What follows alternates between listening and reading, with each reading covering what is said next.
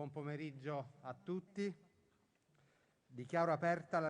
Bon après-midi, je déclare ouverte la réunion parlementaire en préparation de la COP26. Je salue tout d'abord le président de la République italienne, Sergio Mattarella, que je remercie d'avoir voulu honorer de sa présence cette rencontre importante. Je salue également la présidente du Sénat de la République, Madame Maria-Elisabetta Alberti Casellati, le président de l'Union interparlementaire, Duarte Pacheco, le président du groupe de l'Union interparlementaire du Parlement italien, Pier Ferdinando Casini. Je salue le ministre des Affaires étrangères et de la coopération italien, Luigi Di Maio, qui nous parlera bientôt sur le thème des ambitions mondiales de lutte contre le changement climatique. Je souhaite adresser un remerciement particulier au professeur Giorgio Parisi, qui a été proclamé mardi dernier lauréat du prix Nobel pour la physique 2021.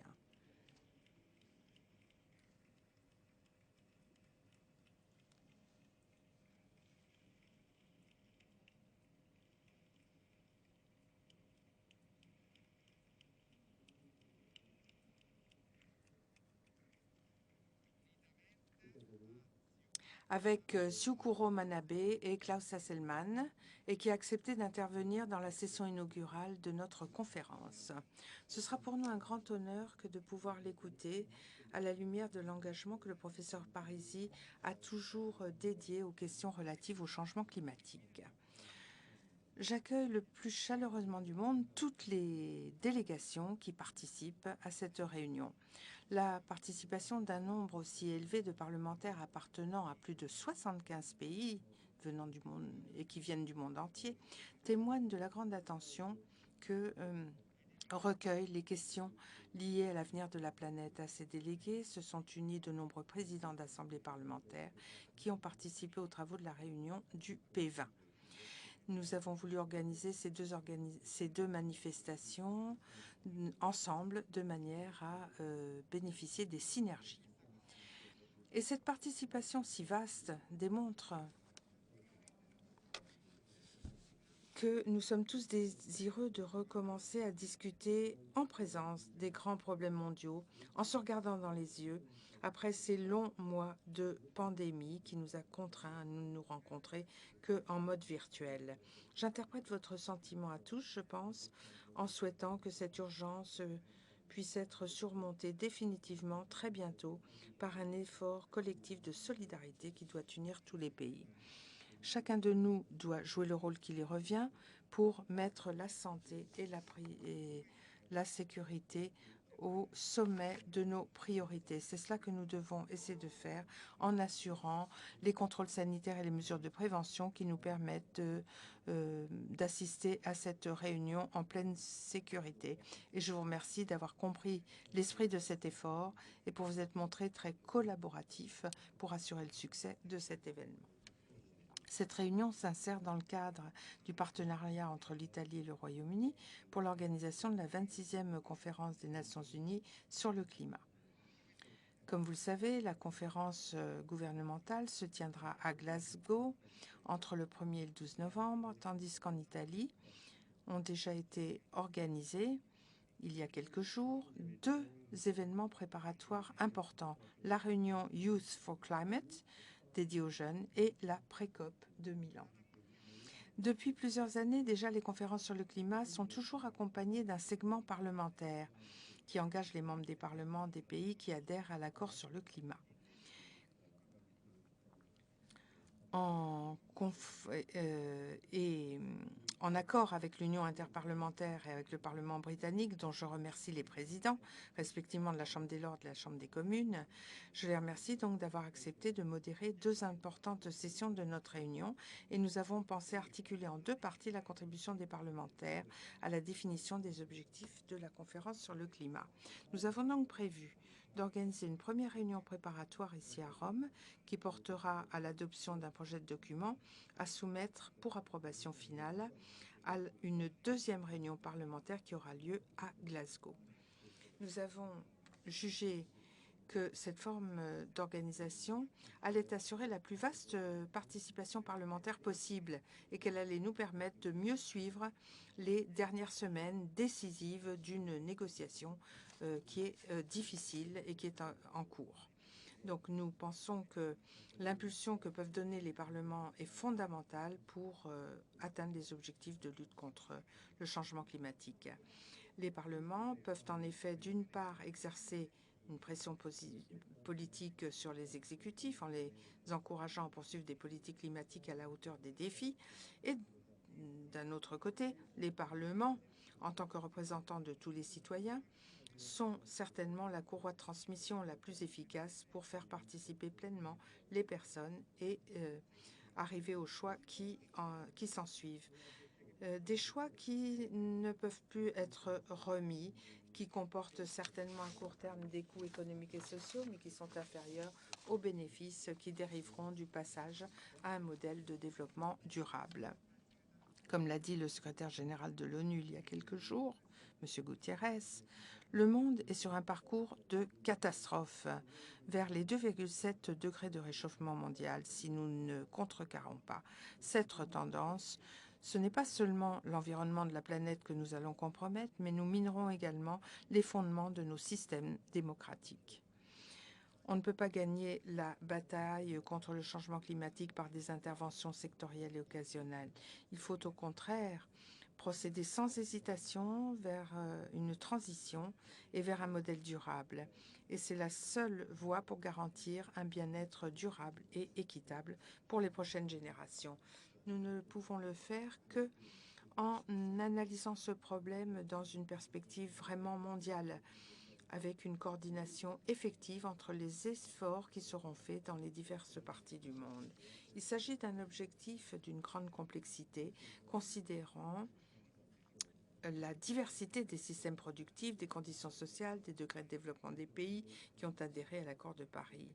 Mais c'est un défi que nous devons relever ensemble en renforçant les enceintes de négociation multilatérales, en renforçant les instruments de financement des mesures pour le climat et les formes d'intégration entre les diverses politiques.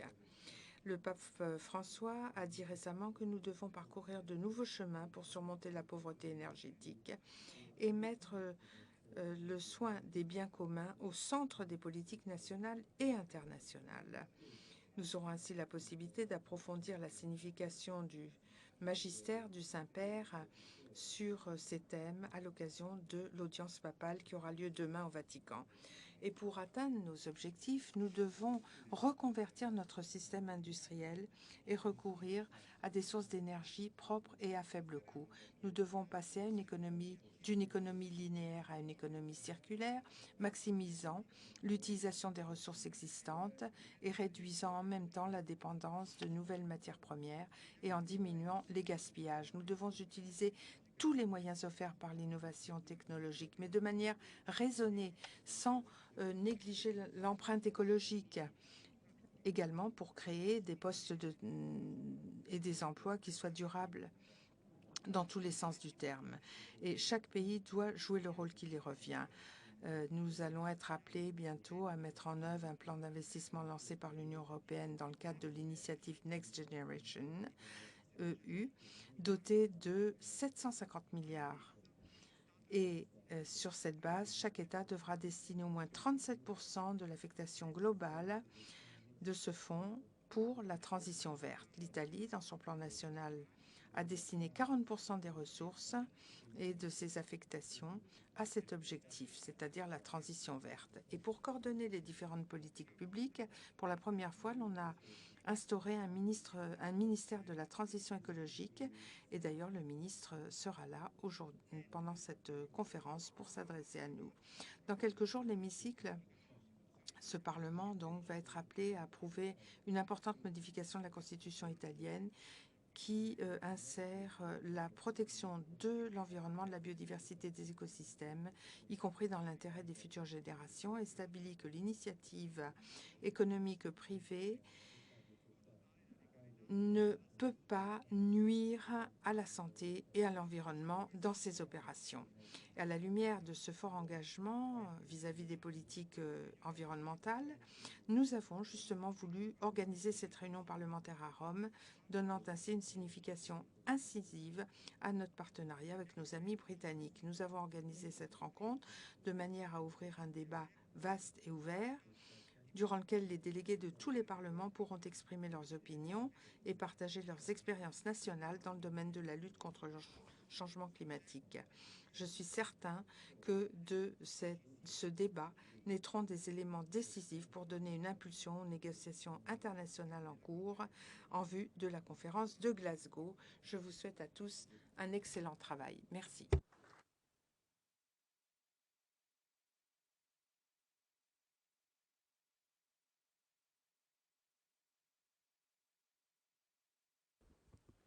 Ha facoltà di...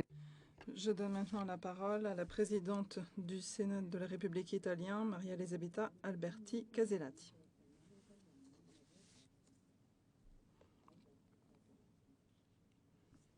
Monsieur le Président de la République, Monsieur le Président Fico, Monsieur le Président Pelosi, Monsieur le Président Pacheco, Monsieur le Ministre Di Maio, Monsieur le Président Casini, Monsieur le Professeur Casini, chers collègues, Mesdames et Messieurs, c'est pour moi un plaisir et un honneur que de participer à la cérémonie d'ouverture de la journée parlementaire de la pré-COP 26 organisée par le Parlement italien. Je vous souhaite la bienvenue ici à Rome et je vous transmets les salutations du Sénat de la République. Nous vous souhaitons des travaux fructueux. Nous sommes à la veille d'un rendez-vous très important, un rendez-vous fondamental, dirais-je, pour les politiques climatiques globales. Au cours de la prochaine COP 26 de Glasgow, qui, comme vous le savez, sera présidée par le Royaume-Uni en partenariat avec l'Italie, au cours de cette COP 26, donc, seront étudiées certaines des questions essentielles pour la protection de la planète. Seule l'application concrète de l'accord historique de Paris de 2015, seul ainsi nous pourrons atteindre les objectifs que l'ensemble de la communauté internationale s'est donné, c'est-à-dire contenir d'ici la fin du siècle l'augmentation des températures terrestres bien en deçà de 2 degrés. Nous savons que la science, y compris dans le rapport du GIEC, le groupe intergouvernemental de l'ONU, présenté au mois d'août dernier, demande aux décideurs politiques d'agir de façon encore plus ambitieuse et de limiter l'augmentation à 1,5 degré Celsius. On ne dirait là que des chiffres, mais en réalité, c'est de ces chiffres que dépend l'avenir de notre planète et des nouvelles générations qui y vivront. La fin de l'équilibre environnemental entraîné par les émissions néfastes et par les activités anthropiques nuisibles peuvent avoir des conséquences catastrophiques, non seulement pour le paysage naturel et la biodiversité, mais également pour les équilibres socio-économiques au sein des pays et entre pays. Les migrations forcées, les crises hydriques et alimentaires, le chômage, la radicalisation des conflits, en plus des événements météorologiques extrêmes et des catastrophes naturelles. Tout cela peut constituer des effets collatéraux du changement climatique. Le coût de l'inaction serait bien plus élevé que toute stratégie ou plan concret visant à lutter contre le réchauffement climatique. Ce sont nos jeunes qui nous demandent avec force d'agir dans tout le monde, voir des centaines de milliers de jeunes femmes et de jeunes hommes descendre dans la rue pour le climat, avec leur enthousiasme, leur créativité, mais également leur ingénuité. Tout cela nous a profondément touchés. Je me félicite que l'Italie ait accueilli, il y a quelques jours, à Milan, en présence du président de la République, Sergio Mattarella et du président du Conseil, Mario Draghi, la première édition d'un grand forum international sur le changement climatique auquel ont participé des délégations de jeunes qui provenaient de tous les pays du monde. C'est dans ce contexte que l'on peut considérer comme étant la COP des jeunes. C'est de là que s'est élevée une voix forte qui demande au gouvernement, au Parlement, aux organisations internationales d'agir rapidement pour le climat. Et vis-à-vis de ces jeunes, nous avons un devoir moral, institutionnel et politique. Nous devons leur donner une réponse.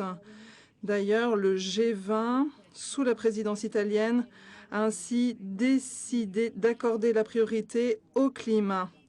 Aux côtés du P de People, axé sur l'urgence sanitaire liée à la Covid, qui a frappé l'ensemble de la planète. Aux côtés du P de Prospérité, qui veut promouvoir une reprise économique et sociale après la pandémie, on trouve le P de Planète, qui vise à protéger la vie de la planète et d'associer la croissance économique et le bien-être social avec la nature dans le sillage de la grande stratégie pour l'avenir que constitue le programme 2030 de l'ONU pour le développement durable. À ces 3 P, comme le sait très bien le président Roberto Fico, que je remercie d'avoir ardemment souhaité cette initiative parlementaire sur le climat. Donc à ces 3 P, nous avons souhaité y ajouter un 3e P, le P de Parlement, avec l'organisation d'un sommet des présidents des parlements du G20 qui s'est tenu au Sénat, à quelques centaines de mètres de cette enceinte et qui s'est conclu ce matin même. On trouve également dans la déclaration finale du sommet P20 que nous venons tout juste d'adopter et que nous transmettrons au sommet des chefs d'État et de gouvernement du G20 de Rome qui se réunira bientôt. Donc on trouve une partie importante au changement climatique dans cette déclaration. Les assemblées législatives peuvent également jouer un rôle essentiel dans 2 directions. D'une part, les assemblées peuvent promouvoir et accompagner le dialogue et la coopération internationale. D'autre part, les assemblées peuvent traduire en mesures nationales puis locales les stratégies climatiques.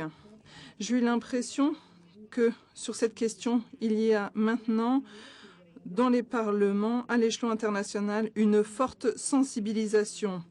Il est plus que jamais nécessaire d'activer, de renforcer des mécanismes multilatéraux pour atteindre ces objectifs communs.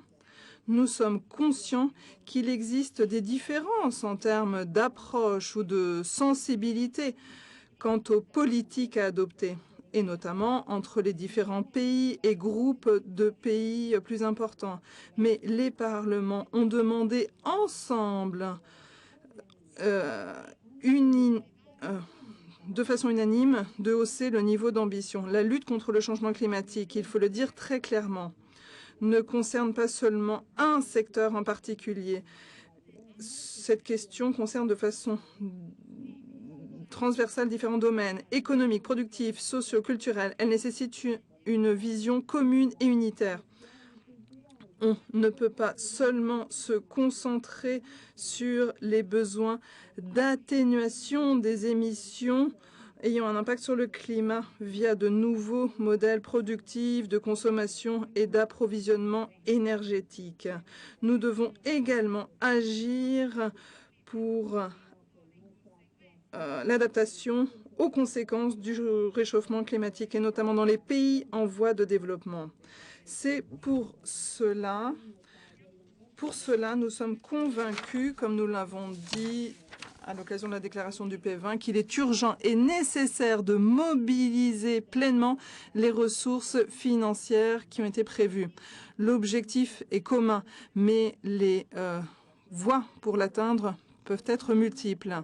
Et c'est pourquoi l'accord de Paris repose sur la promotion des différentes contributions déterminées au niveau national, dans le respect des différences et des responsabilités nationales. Je voudrais faire référence à la contribution de l'Europe à ce sujet. L'Union européenne s'est fixé pour objectif d'atteindre la neutralité climatique d'ici 2050 et de réduire les émissions nettes de gaz à effet de serre d'au moins 55% d'ici 2030. Et cela grâce à un ensemble de mesures dont le renforcement des énergies renouvelables et de la mobilité durable qui peuvent contribuer de façon efficace à l'atteinte des différentes ambitions sur le climat. Un rôle de guide, voilà le rôle que l'Union européenne s'est donné dans la transition écologique. Au-delà des coûts initiaux, cette transition pourra apporter à l'avenir des bénéfices énormes à l'économie et en termes d'emploi. Espérons que cela puisse encourager l'ensemble de la communauté internationale à aller dans le même sens, à commencer par les pays du G20 qui sont responsables de 75% des émissions de gaz à effet de serre mondiales. Mon pays se retrouve pleinement dans les objectifs européens. Ces questions sont particulièrement importantes. Il faut suivre ces directions. En effet, l'Italie est un pays merveilleux, y compris du point de vue environnemental, naturel et de paysage. Mais notre écosystème est fragile. Il faut donc le protéger coûte que coûte. En conclusion, je voudrais citer un panneau anonyme qui est apparu dans les rues de Rome il y a quelques jours à l'occasion d'une manifestation de jeunes pour le climat qui a eu lieu alors qu'il y avait classe. Ce panneau disait « Nous avons fait l'école buissonnière pour vous donner une leçon ». J'espère que la traduction dans les différentes langues de ce panneau restituera bien le sens de ce propos. Voilà, écoutons tous la leçon de nos jeunes hommes, de nos jeunes femmes, et agissons pour sauver leur avenir. Merci. Bon travail.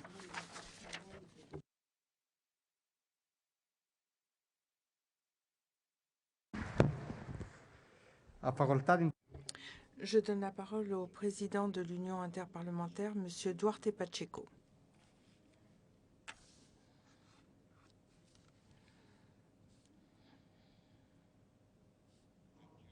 Je vous remercie. Monsieur le Président de la République italienne, Monsieur Mattarella, merci de votre présence au cours de cette réunion. Vous êtes une référence pour tous les démocrates. Et maintenant, vous êtes ici, dans un hémicycle rempli de parlementaires qui représentent la démocratie dans le monde entier. Bienvenue, Monsieur le Président. Honorable Président Roberto Fico, Madame Alberti Casellati, Monsieur Ferdinando Casini de la République du groupe italien l'UIP. Je dois dire que j'ai beaucoup appris de vous, Monsieur Casini, et Mesdames, Messieurs les présidents et membres des parlements, et surtout, chers amis. Au nom de l'UIP, je suis heureux de vous souhaiter la bienvenue à cette 26e, à cette pré-COP de la 26e COP, le segment parlementaire. Je voudrais remercier Madame Casellati et Monsieur Fico de votre engagement personnel, je peux le dire, et j'insiste sur ce mot, engagement personnel dans l'organisation de cette manifestation qui en assure le succès. Nous nous sentons chez nous et je vous en remercie car vous avez beaucoup insisté sur tous les détails de l'organisation. Vous avez insisté également pour vous en charger vous-même et nous sommes ici vraiment pour honorer cette invitation en toute réciprocité.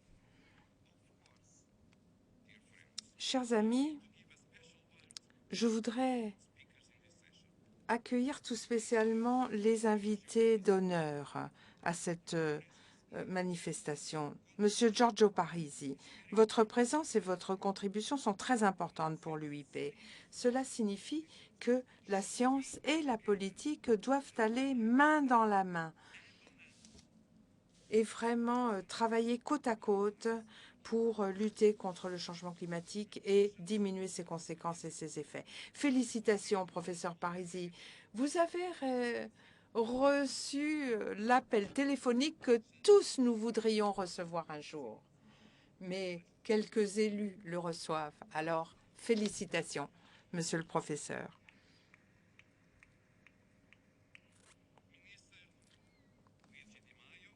Monsieur le ministre Luigi Di Maio, merci d'être là. La collaboration du gouvernement de l'Italie avec les parlementaires hier, avec le président du Conseil, M. Mario Draghi, et aujourd'hui en votre présence, nous montre toutes les relations entre les deux piliers, l'exécutif et le législatif. Nous devons travailler ensemble, gouvernement, parlement, et ce n'est que comme cela que nous pourrons surmonter les difficultés et construire un monde meilleur. Merci encore de votre présence. Madame Nancy Pelosi, votre participation à cette réunion est très importante pour l'UIP.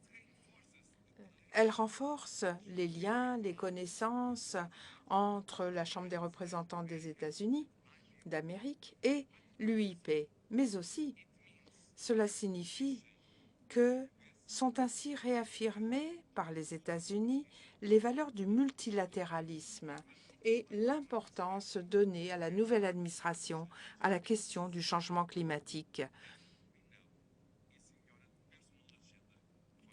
Et nous savons que cela figure dans votre programme personnel depuis très longtemps. Donc merci, Madame, de nous honorer de votre présence. Chers amis, la pandémie de Covid-19 a été une sonnette d'alarme, une véritable alerte en ce qui concerne un défi bien plus grand qu'est celui du changement climatique, forçant les nations à repenser leurs économies et leurs priorités nationales. Les défis posés par cette crise sanitaire sont urgents et importants. Mais il faut transformer ces enjeux en opportunités pour instaurer la résilience, la renforcer de façon à assurer la santé des personnes et de la planète. En 2020-2021, le rapport du GIEC est on ne peut plus clair. Le rôle de l'humanité dans cette crise climatique est indiscutable et l'ambition 1,5 degré Celsius est en train de nous échapper. L'heure tourne et il faut prendre des mesures urgentes pour éviter une crise irréversible. Donc des réductions immédiates, rapides et de grande échelle, réduction des gaz à effet de serre, des émissions de gaz à effet de serre, sont obligatoires si l'on veut maintenir le cap et surtout respecter les engagements pris dans le cadre de l'accord de Paris. Et les parlementaires ont un rôle critique à jouer pour assurer sa mise en œuvre à travers le rôle législatif, budgétaire et de contrôle et de représentation. Les parlements ont le pouvoir d'opérer un tournant dans l'action climatique maintenant et d'appuyer la transposition des engagements pris dans le cadre de l'accord de Paris au niveau de l'action nationale, car c'est là que celle-ci a le plus d'impact. Avec leur mandat législatif distinctif, les parlementaires sont déterminants pour assurer la cohérence entre les engagements pris au niveau mondial et la législation nationale. Mais lorsqu'on dit parlementaire, cela veut dire que nous aussi, nous devons assurer un financement adéquat à l'appui de l'action climatique. Et nous devons assurer le contrôle des actions du gouvernement contre l'urgence climatique. Nous n'avons pas besoin d'édicter de nouvelles lois. Nous devons simplement nous mettre au travail et assurer que le gouvernement fasse ce qu'il doit faire. C'est notre devoir que d'assurer que ces mesures soient prises par tous les gouvernements, par nos gouvernements, parce que les gens en ont assez de déclarations, de mots, de compromis, sans preuve concrète d'un changement et d'une action. Pour l'UIP, appuyer les parlements, les parlementaires dans leurs efforts pour faire face à la crise climatique revêt certainement la plus haute priorité. Par la promotion de l'engagement parlementaire au niveau bilatéral, régional et international, l'UIP facilite les échanges de bonnes pratiques et d'enseignements à tirer en ce qui concerne l'urgence climatique et sa solution. Donc, une résolution a été approuvée à l'unanimité à la 141e Assemblée de l'UIP en 2019. Elle exhortait toutes les parties à mettre en œuvre l'accord de Paris. En 2021, une autre résolution a approuvé des stratégies parlementaires visant à renforcer la paix et la sécurité et reconnaissant la menace concrète et existentielle qui pèse sur l'humanité à cause du changement climatique, comme cela a été affirmé hier encore par le pape. En outre, la déclaration de la 5e conférence mondiale des présidents de parlement en septembre dernier, il y a quelques semaines seulement, avait réitéré l'importance critique de la Convention cadre des Nations Unies sur le changement climatique et des cibles et ambitions fixées dans l'accord de Paris, s'exprimant fermement en faveur d'un résultat ambitieux et collaboratif à l'issue de la COP26 de Glasgow le mois prochain. Notre réunion aujourd'hui et demain est un jalon important dans ce parcours vers une action parlementaire plus audacieuse que jamais dans le domaine du changement climatique. Nous devons assurer un redressement durable à la sortie de la pandémie. Mais nous ferons plus que cela. Nous essaierons de comprendre quelle est la situation réelle des négociations dans ce processus inhérent à la COP26. Et nous allons essayer également de dégager quelles sont les bonnes politiques en faveur du climat et également aborder, analyser notre rôle de parlementaire pour réaliser les objectifs de la COP26. La COP26 est une occasion à ne pas perdre dans la lutte contre le changement climatique et elle doit être à la hauteur des résultats attendus et offrir des solutions au plan mondial et à long terme, y compris sur la question du financement. L'UIP, avec les parlements membres, continue à constituer une plateforme pour ménager une dimension parlementaire aux négociations sur le climat. C'est pourquoi j'attends avec un grand intérêt le dialogue fructueux qui va avoir lieu durant cette conférence et j'attends des discussions qui inspirent une action parlementaire plus forte sur le changement climatique en faveur d'une planète plus durable, plus prospère et plus pacifique. Il n'y a plus de temps à perdre, chers amis. Cette action est importante et elle doit avoir lieu maintenant. C'est maintenant que nous en avons besoin. Alors, mettons-nous à l'œuvre. Merci.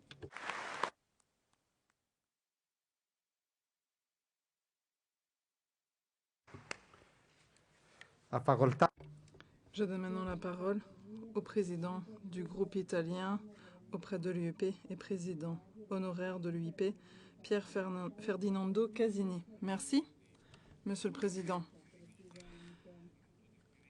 Alors, je salue le président de la République, Sergio Mattarella. Je me félicite ici de la présence du prix Nobel professeur Parisi. Mais tout d'abord, je voudrais remercier la présidente du Sénat de la République. Vous remerciez, vous, Monsieur le Président, de la passion de l'intelligence avec laquelle nos présidents du Sénat et de la Chambre des députés ont souhaité ardemment cette rencontre. Comment vous l'avez planifiée, suivie, organisée dans ces moments difficiles? Ce n'est pas simple et c'est le premier événement en présence de ces dimensions ayant eu lieu depuis il y a très longtemps. Et les parlementaires s'en félicitent. L'Agence des Nations Unies en charge de la météorologie mondiale, l'OMM, a calculé le coût économique que la communauté internationale a dû payer à cause des changements climatiques et des catastrophes environnementales. Au cours des dernières 50 années, les pertes se sont élevées à au moins 3,6 000 milliards de dollars. Un cyclone dans le golfe du Bengale a entraîné 13 milliards de dollars de dégâts. Les inondations récentes en Chine et en Inde ont coûté 32 et 10 milliards de dollars. Bien sûr, ce sont des chiffres à vérifier indicatifs. Ce sont des estimations alarmantes qui ne sont malheureusement pas les seules.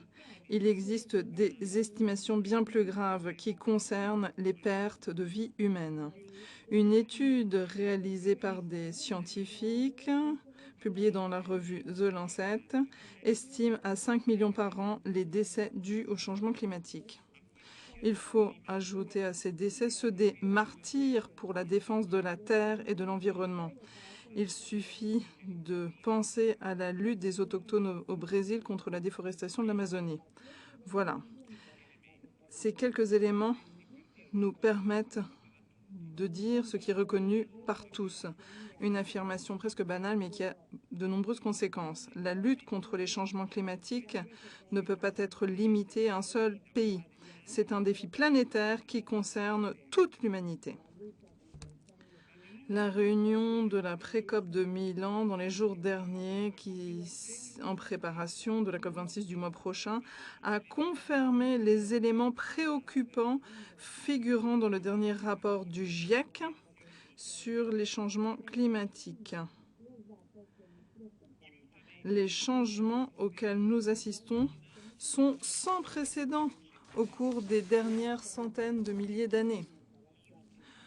Bon nombre de ces changements risquent de devenir irréversibles ou de nécessiter des milliers d'années pour être surmontés. D'après le rapport, le réchauffement mondial de plus de 1,5 degré Celsius se concrétisera malheureusement. Nous allons devoir y faire face, sauf si on adopte des mesures drastiques et immédiates. Limiter le réchauffement pourrait devenir un objectif hors de portée. Il s'agit de données effrayantes, surtout si on considère que le réchauffement au pôle est 2 fois plus important que celui qui a lieu dans d'autres régions du monde, avec des conséquences que l'on peut bien imaginer en ce qui concerne la hausse du niveau de la mer due à la fonte des glaciers. À ce sujet, au cours du mois de décembre prochain, se réunira à Londres l'Assemblée des parlementaires de l'Antarctique. Je m'adresse à mon ami le président Pacheco.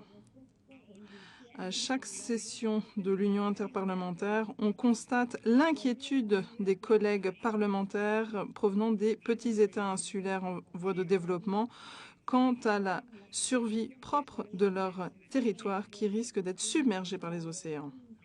La fonte de la banquise et des glaciers en Arctique et en Antarctique constitue un danger pour ces îles, mais également pour des villes comme celles de Venise, de Bangkok ou encore de Shanghai. Si l'on reste sur les zones froides de la planète, qui le sont encore, il y a un autre élément qu'il convient de souligner. La fonte des banquises a créé de nouvelles voies de transport maritimes qui permettent donc de parcourir des voies qui, il y a encore quelque temps, étaient inexistantes à cause des glaciers. C'est une question géopolitique très importante qui nécessite de nouvelles réflexions de notre part. Le commerce pourrait être complètement différent. On peut d'ailleurs se demander s'il y aura encore la place en termes macroéconomiques pour la planification et la mise en œuvre de routes commerciales comme celles que nous connaissons aujourd'hui. Donc l'impact des changements climatiques correspond très clairement à de nombreux problèmes, et notamment à la croissance des flux migratoires. On peut bien imaginer les effets d'un phénomène migratoire sur grande échelle, renforcé par les instruments modernes de connaissance et d'accélération des processus historiques liés aux dynamiques propres à la modernité. Nos sociétés ne pourraient pas tenir face au stress lié à de telles transformations. L'initiative d'aujourd'hui est donc très importante parce qu'elle s'adresse aux parlementaires, mais elle implique également les gouvernements, comme le démontre la présence de notre ministre des Affaires étrangères. C'est important surtout pour les jeunes. En effet, on l'a vu avec la manifestation de la semaine passée à Milan. C'est d'eux que doit venir l'élan nécessaire pour réaliser les changements nécessaires. C'est pour eux que les grands dirigeants religieux se sont réunis au Vatican il y a quelques jours dans une rencontre œcuménique extraordinaire et ont signé un appel adressé aux dirigeants politiques. En conclusion, pour moi, pour nous, le multilatéralisme est la clé pour nous permettre d'aller de l'avant de façon constructive.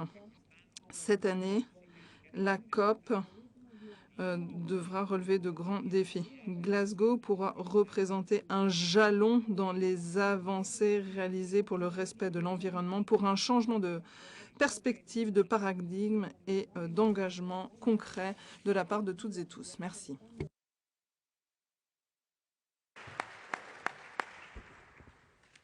Passiamo ora.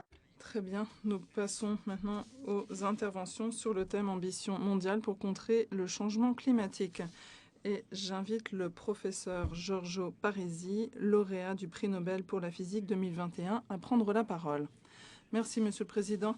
Monsieur le Président de la République, Monsieur le Président de la Chambre des députés, Madame la Présidente du Sénat, Mesdames et Messieurs représentants des autorités, Mesdames et Messieurs, c'est pour moi un honneur et un plaisir de m'adresser à vous. L'humanité doit faire des choix essentiels. L'humanité doit lutter avec force contre le changement climatique. Cela fait des décennies que la science nous dit que les comportements humains jettent les bases pour une augmentation vertigineuse des températures de notre planète.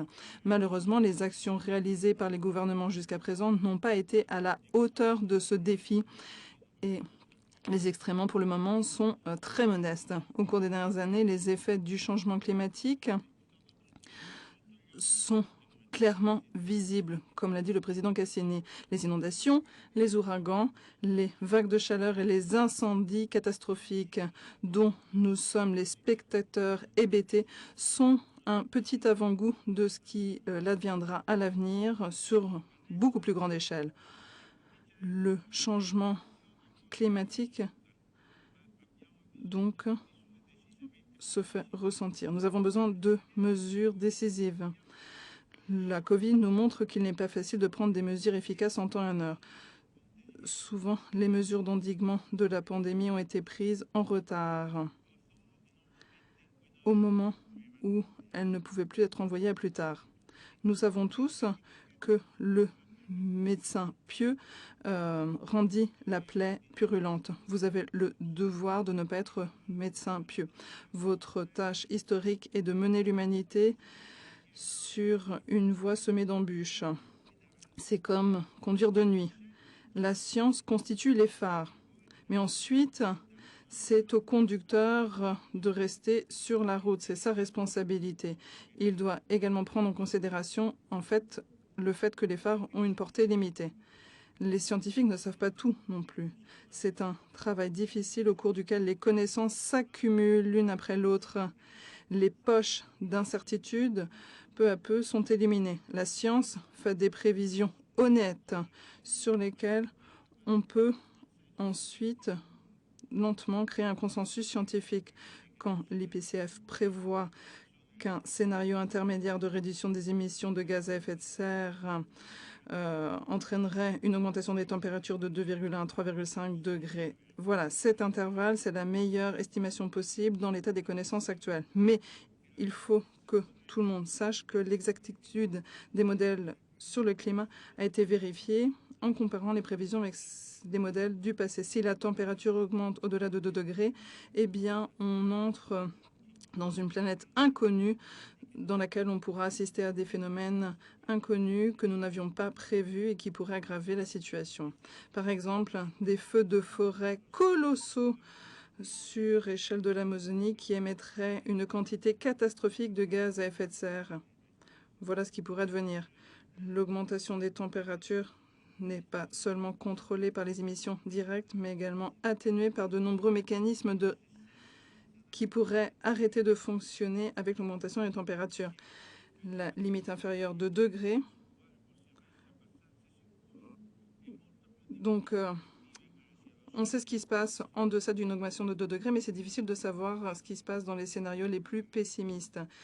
La situation pourrait être bien pire de ce que l'on peut imaginer. Nous sommes face à un énorme problème qu'il faut régler. Ça nécessite des interventions décisives, non seulement pour interrompre les émissions de gaz à effet de serre, mais également nous avons besoin d'investissements scientifiques. Nous devons être en mesure de développer de nouvelles technologies pour conserver l'énergie en la transformant en carburant également. Nous avons besoin de technologies non polluantes qui reposent sur des ressources renouvelables.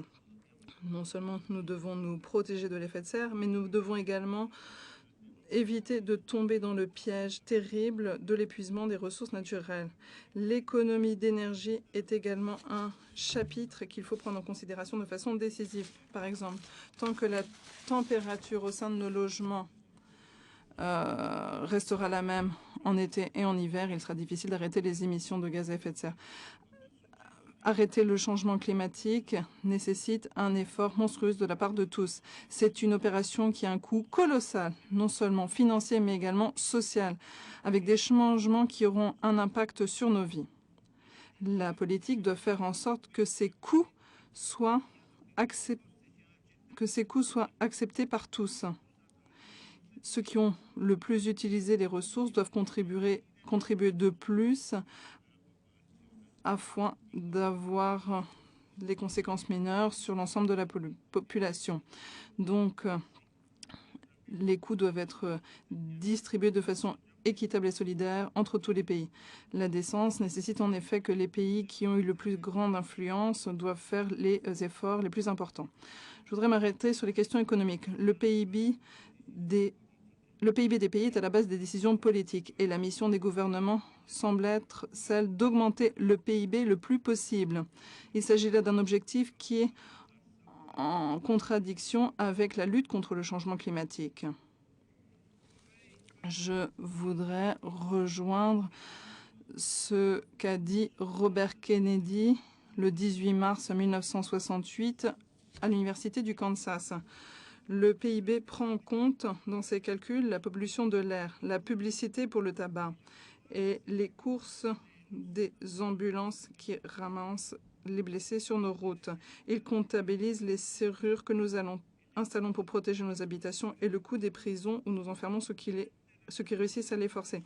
Il intègre la destruction des séquoias et la perte de nos merveilles naturelles pour laisser place à un développement chaotique. En somme, il mesure tout sauf ce qui fait que la vie vaut la peine d'être vécue.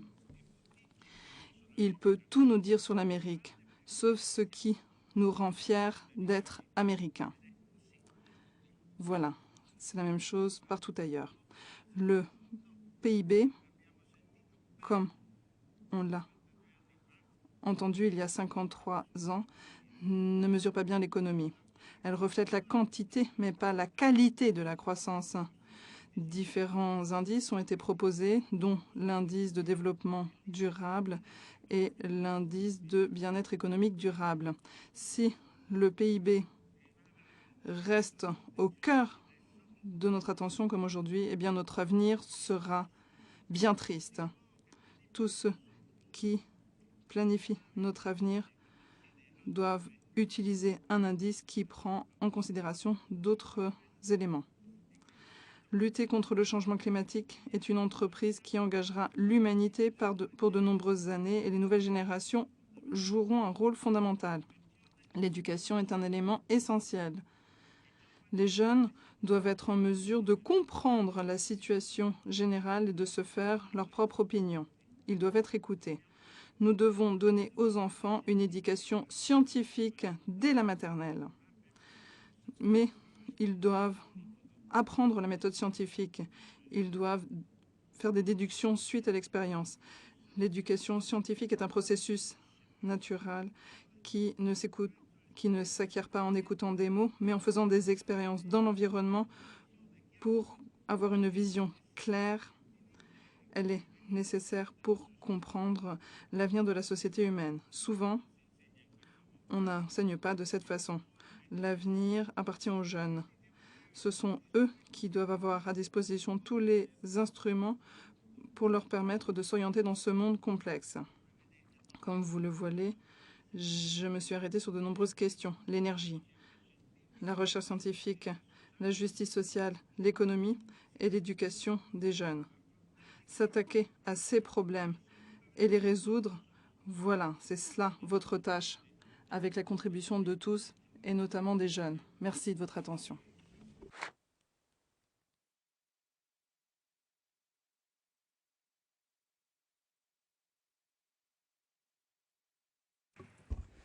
Invito ad intervenire. Je donne la parole à la présidente de la Chambre des représentants des États-Unis, Madame Nancy Pelosi, à qui je souhaite chaleureusement la bienvenue à la Chambre des députés. Buongiorno, dit Madame en italien.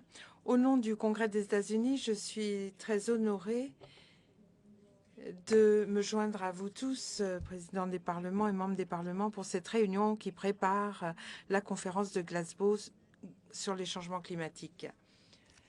L'importance de cette réunion de Glasgow, l'importance de ce sujet, eh bien, nous le voyons. L'importance est attestée par la présence de Monsieur le Président de la République italienne qui est là pour nous écouter, comme il a écouté l'autre jour à Milan des jeunes sur ce sujet important. C'est un honneur d'être présent ici avec vous, Monsieur Mattarella. Je suis très heureuse également de me trouver en présence de Monsieur Roberto Fico, de Madame Elisabetta Casellati. Cette réunion nous permet de nous rencontrer dans un esprit commun et pour affronter des défis qui sont communs à nous tous et avec un engagement vers le succès. Merci également au président de l'UIP. Merci aussi de l'impulsion que vous donnez à ce processus.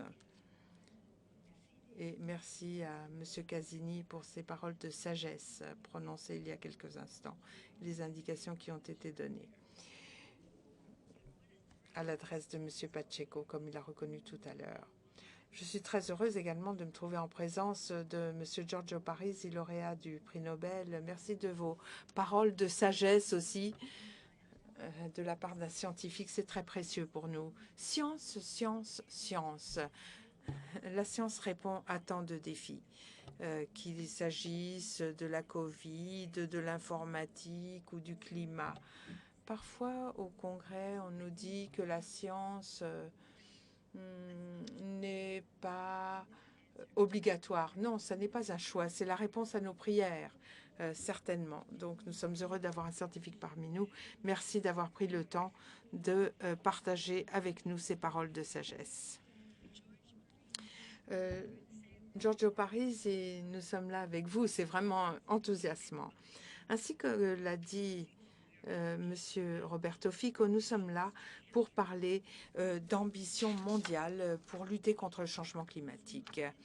Et il est vraiment enthousiasmant de se trouver en présence de parlementaires pour trouver d'un des plus grands défis de notre temps et d'une réponse unifiée. Nous l'avons dit également dans le segment parlementaire du G20 il y a peu. Donc nous avons insisté sur l'importance du travail réalisé ensemble. Nous, à moins d'un mois de la COP26, nous devons examiner tous ensemble, et je crois que c'est pour nous un défi que nous reconnaissons tous comme urgent, la crise climatique, une menace existentielle pour notre planète. C'est une priorité de santé publique, car ce que l'on veut, c'est de l'air propre, c'est de l'eau propre à laisser à nos enfants. C'est une priorité économique pour des emplois rémunérateurs et verts et décent. C'est en même temps une priorité de sécurité nationale pour prévenir les migrations et les concurrences entre l'habitat et les ressources.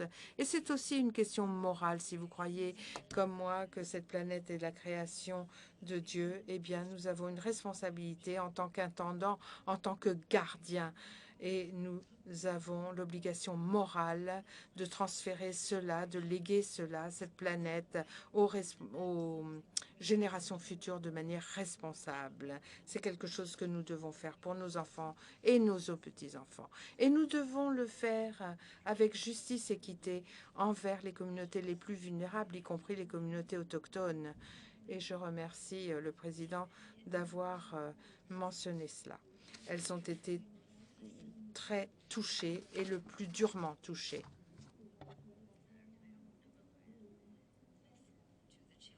Donc, je crois qu'il faut écouter les enfants, écouter les peuples autochtones, écouter, comme l'a fait M. Baltarel et le Premier ministre qui était là hier aussi et qui était à Milan et qui écoutait donc les enfants. Comme l'a dit Sa Sainteté, comme le pape dans Laudato Si, le climat est un bien commun qui appartient à tous et qui est destiné à tous. Il a parlé de cette priorité lorsqu'il s'est adressé à la session conjointe du Congrès américain en septembre 2015, il y a 6 ans à peu près.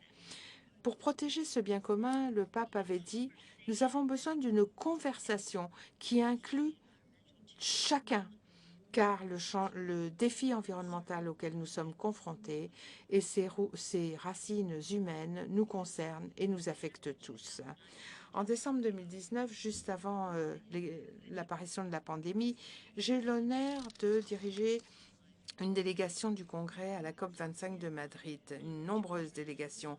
Et j'ai eu l'honneur à cette occasion de parler également au Forum des leaders des communautés vulnérables au climat. Alors, vulnérables, tous les vulnérables d'ailleurs, pas seulement les peuples, mais les nations aussi. Et là, les communautés vulnérables au climat ont vraiment fait entendre une sonnette d'alarme, encore plus fortement d'ailleurs cette année, un code rouge pour l'humanité à cause de la crise climatique. Et en parlant des peuples autochtones, il y a plusieurs années, j'avais dirigé une délégation du Congrès en Alaska pour examiner les impacts du réchauffement mondial, réchauffement des mers, la fonte des glaciers. Les descriptions ont déjà été données quant à tous ces défis. Et les peuples autochtones nous avaient dit à l'époque que leurs anciens, depuis des décennies, ça nous ramène de nombreux, donc au début du XXe siècle, les anciens de ces communautés autochtones avaient su de leurs grands-parents donc que depuis des décennies, ils avaient communiqué tous les changements qu'ils constataient sur la flore, la faune et l'habitat. Donc ça ne date pas de quelques années, ça date pratiquement d'une centaine d'années. Et on leur avait dit, oui, ce sont des témoignages intéressants, mais sans valeur scientifique. Que penser de cela? Le monde aurait dû les écouter alors. Ils avaient lancé une alerte précoce, ces peuples autochtones. Alors, écoutons-les maintenant. Il faut les écouter, écouter ces peuples vulnérables au climat dans le monde et dans nos propres pays. Nous sommes à un grand moment de responsabilité, mais je dirais aussi de possibilité. Un moment de responsabilité parce que les pays du G20 sont les plus gros pollueurs et les plus grands artisans de la crise climatique. Et puis, un moment de responsabilité parce que s'ouvrent devant nous des possibilités pour l'avenir. Le G20, les pays du G20 peuvent, s'ils agissent audacieusement et dans l'unité, atténuer la grande majorité des changements climatiques en restreignant le réchauffement à 1,7 degré Celsius. Nous pouvons le faire si nous avons des plans d'action. Donc, lorsque nous nous réunirons à Glasgow le mois prochain, nous devrons vraiment mettre sur la table nos ambitions les plus hautes, pas seulement les objectifs de Paris. Nous devons les dépasser, ces objectifs, afin de limiter le réchauffement à 1,5 à 2 degrés Celsius. Et là encore, les parlements, dans une action de cohésion, peuvent réaliser cela. Même chose d'ailleurs pour les exécutifs. Mais là, j'insiste sur l'action des parlements. Dans notre congrès, nous avons pris des mesures. Et notre Chambre des députés a établi un comité spécial sur la crise climatique et a lancé un plan climatique, le plus important de l'histoire de notre Congrès, pour l'énergie propre et pour des lois. Nous avons également une loi sur un programme intitulé « Reconstruire en mieux » du président Biden, une loi climatique qui est la plus audacieuse de toute l'histoire du Congrès, pour une transition verte qui répond donc à l'urgence de la crise climatique. Tout cela tourne autour des enfants, de l'avenir. L'avenir appartient aux enfants et ils agissent et les parlements doivent donc agir dans ce domaine et je vous remercie d'avoir organisé la réunion de Milan en préparation de la COP26. Nous avons besoin de tous les efforts qui peuvent être faits et ceci concerne surtout les enfants car ils doivent vivre en bonne santé, prospérer et s'épanouir.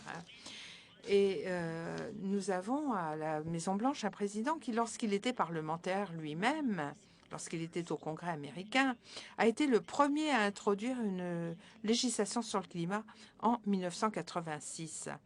Al Gore,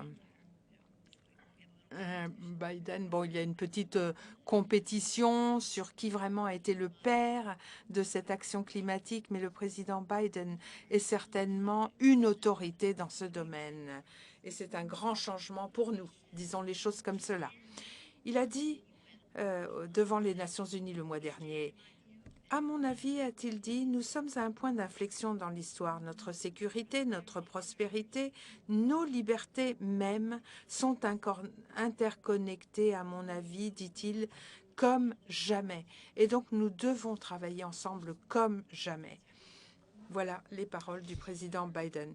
Et je vous dis, moi, eh bien, c'est notre mission aujourd'hui en tant que parlementaire que de travailler ensemble comme jamais pour promouvoir un meilleur avenir pour nos enfants et pour l'humanité entière et reconnaître le rôle des parlements, le rôle qu'ils jouent dans cette action et l'importance du multilatéralisme dans cette mesure. Et c'est la raison pour laquelle je suis très heureuse d'être là aujourd'hui. Je vous remercie tous de votre engagement et de l'impulsion que vous donnez à notre action en faveur des enfants et de notre planète.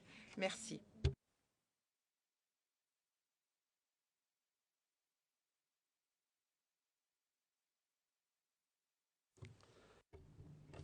Je donne maintenant la parole au ministre italien des Affaires étrangères et de la coopération internationale, Luigi Di Maio.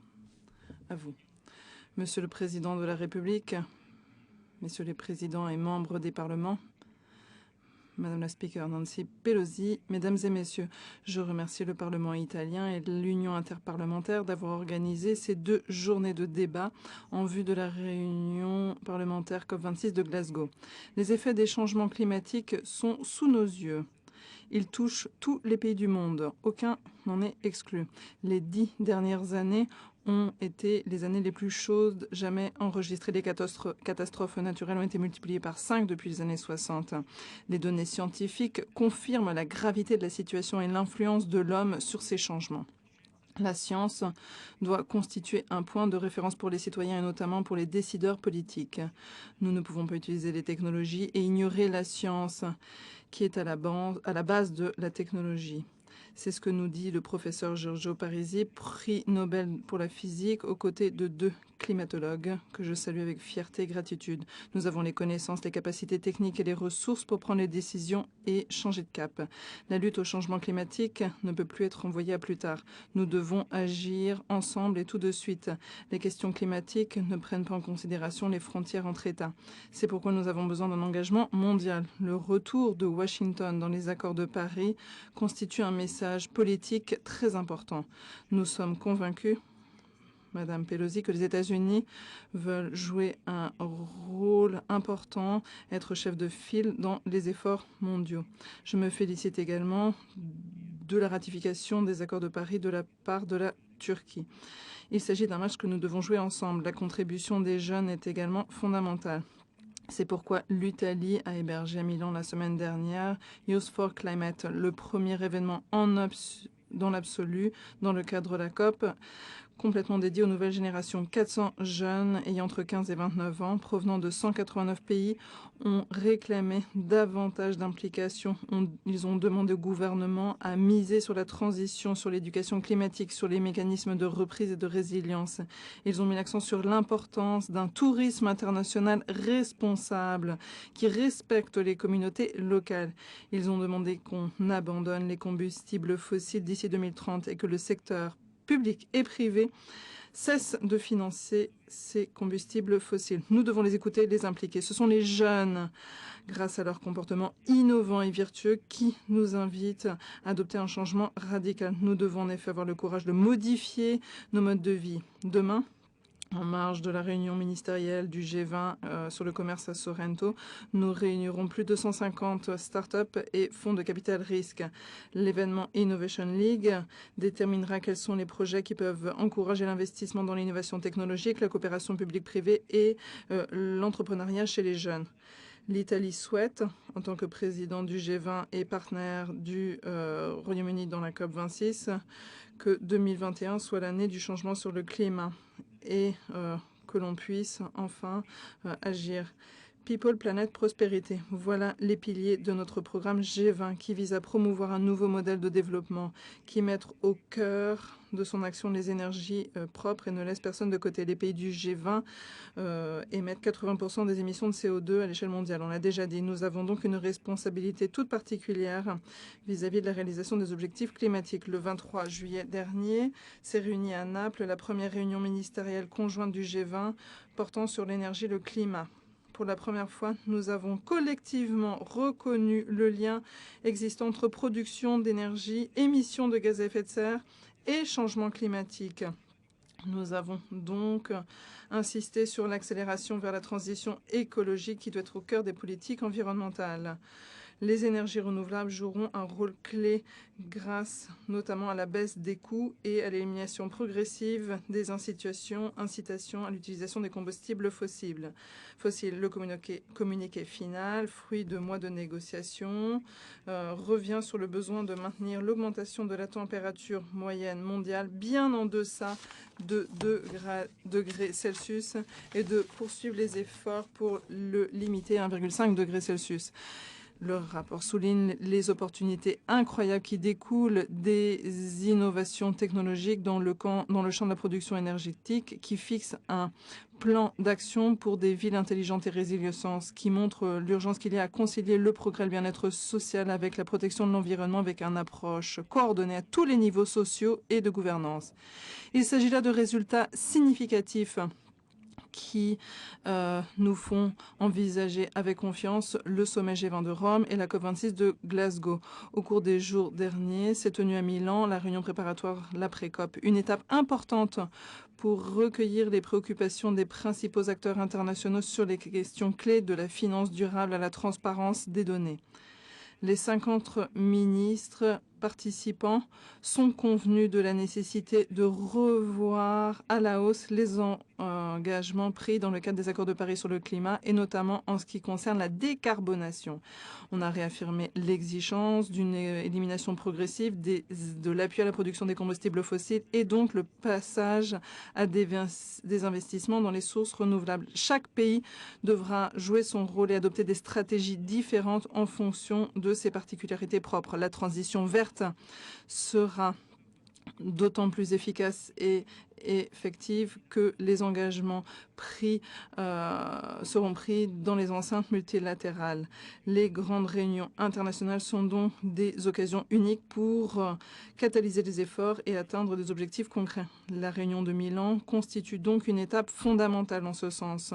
Je l'espère que le seront également ces journées parlementaires à Rome. Cela nous permet de trouver un accord qui nous permette de promouvoir le programme climatique en vue de la COP de Glasgow. L'Italie travaille sans relâche pour garantir le succès des négociations à tous les niveaux. Le défi, c'est de transformer la menace climatique en une opportunité. Je pense à la réponse que nous avons su apporter à la pandémie. La reprise nous permet de renouveler nos sociétés dans une optique de durabilité et d'inclusivité.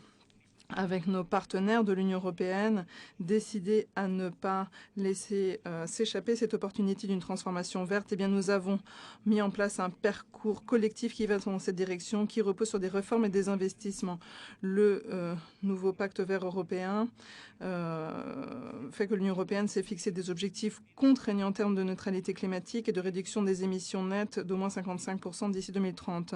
À cela s'ajoute Next Generation EU qui prévoit des ressources à hauteur de 750 milliards d'euros et la transition écologique constitue un de ses piliers. En Italie, nous avons un plan national de reprise et de résilience ambitieux qui fixe une feuille de route pour les prochaines années avec des interventions spécifiques pour réaliser la transition verte, auxquelles sont alloués 40% des fonds prévus, ce qui rendra le système économique plus compétitif et renforcera la résilience de l'Italie vis-à-vis des changements climatiques. Bien sûr, la transition écologique entraîne des coûts pour les citoyens et pour les entreprises. Les économies les plus avancées ont la possibilité d'augmenter les investissements publics et d'utiliser les politiques fiscales et monétaires pour appuyer cette transformation en protégeant la dimension sociale et en éteignant les effets négatifs éventuels sur certains secteurs. Mais tous les pays n'ont pas cette possibilité. Aucun pays ne devra être laissé de côté. La mobilisation de fonds à l'appui des pays à faible revenu sera au cœur de la prochaine COP26. Nous devons concrétiser l'engagement pris par les pays les plus riches avec les accords de Paris pour mobiliser conjointement 100 milliards de dollars d'ici 2025 pour appuyer l'action climatique dans les pays en voie de développement. Ce sont eux qui paie le plus les effets du changement climatique. L'Afrique est responsable seulement de 3% des émissions mondiales. Pourtant, c'est elle qui paie les impacts les plus forts de la crise, les ouragans violents, les inondations catastrophiques, des sécheresses. C'est ce que nous a rappelé Vanessa à Milan, la jeune Ougandaise qui a prêté sa voix à tout un continent qui nous tient tout particulièrement à cœur.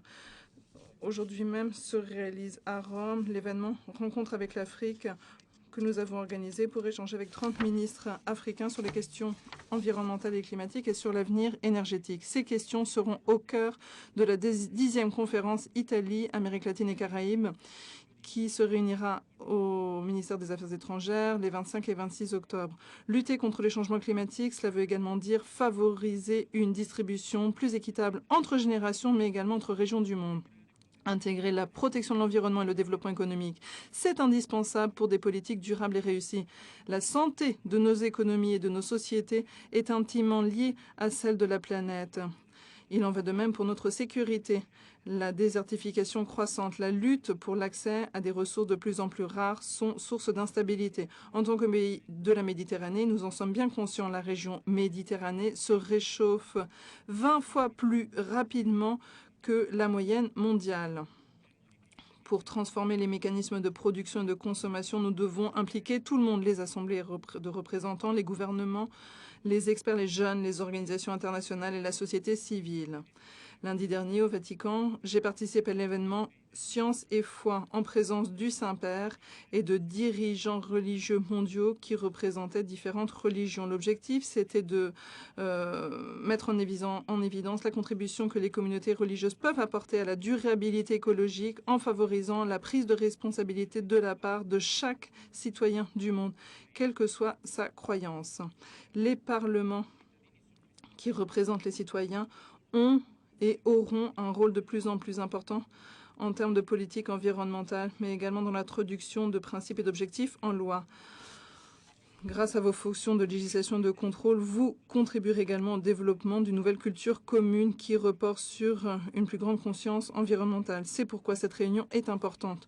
Le succès de l'action climatique mondiale passe également et surtout par la coopération entre les parlements. Merci, bon travail.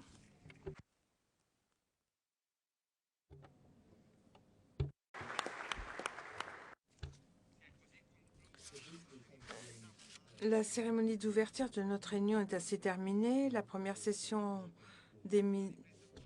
démarrera bientôt, dédiée aux approches vertes, qui sera modérée par le président de la Chambre des Lords britannique. Merci à tous.